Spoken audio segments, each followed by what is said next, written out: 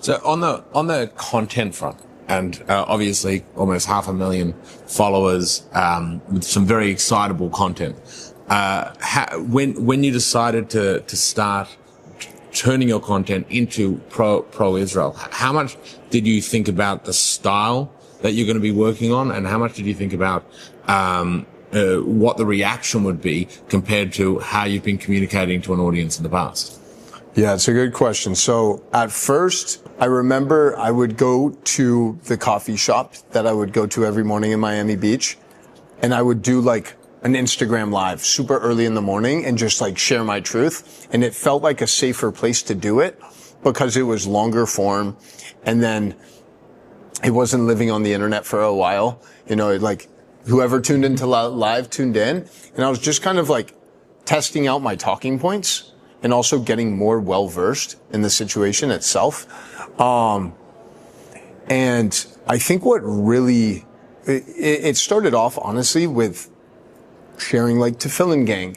Like I started something called Tefillin Gang, where it's just like inspiring Jewish men all over the world to connect more spiritually and wrap tefillin every morning, right? And then I started wearing my star, super proud. And then, you know, people start to say, Zionist, you're a Zionist pig, whatever. And I wasn't even really talking necessarily about like the conflict itself. And once I started to mention things regarding that, that's when like all of the hate ensued, the unfollowers. I think I lost around 25,000 followers in the first 3 months since talking about Israel and just being very open about being Jewish.